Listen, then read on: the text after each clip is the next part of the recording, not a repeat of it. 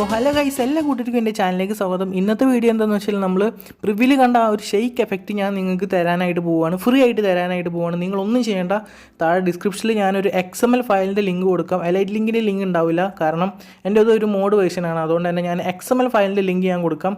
ഇനിയിപ്പോൾ ആ ഒരു XML ഫയൽ വെച്ചിട്ട് നിങ്ങൾക്ക് ഈ ഒരു എഫക്റ്റ് നിങ്ങളുടെ എലൈറ്റ് മോഷനിലോട്ട് ഇമ്പോർട്ട് ചെയ്യാനായിട്ട് പറ്റും.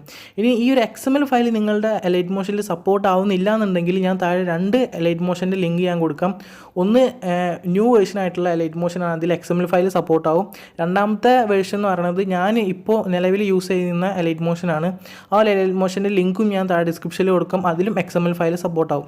ഇനി നിങ്ങൾ ചെയ്യേണ്ടത്, ആ ഒരു XML ഫയൽ ഇമ്പോർട്ട് ചെയ്തതിന് ശേഷം ഇങ്ങനെയാവും ഉണ്ടാവുക ഒരു XML ഫയൽ. സോ ഇതിൽ ഞാനൊരു ഇമേജ് പ്രൊവൈഡ് ചെയ്തിട്ടുണ്ട്. ആ ഒരു ഇമേജിൽ ക്ലിക്ക് ചെയ്തിട്ട് എഫക്റ്റ് സെലക്ട് ചെയ്യുക. അപ്പോൾ ഒരു 6 എഫക്ട്സ് നിങ്ങൾക്ക് കാണാനായിട്ട് പറ്റും. ഈ ഒരു എഫക്ട്സ് വെച്ചിട്ടാണ് നമ്മൾ ഈ ഒരു ഷെയ്ക്ക് ക്രിയേറ്റ് ചെയ്യുന്നത്.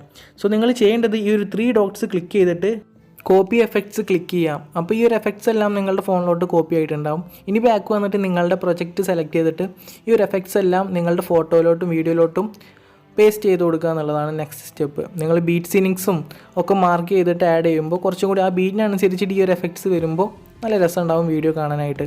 സോ നിങ്ങളെല്ലാവരും ട്രൈ ചെയ്ത് നോക്കുക, മാക്സിമം യൂട്ടിലൈസ് ചെയ്യുക, മാക്സിമം ഷെയർ ചെയ്ത് കൊടുക്കുക, നിങ്ങളുടെ ഫ്രണ്ട്സിനൊക്കെ ഷെയർ ചെയ്ത് കൊടുക്കുക.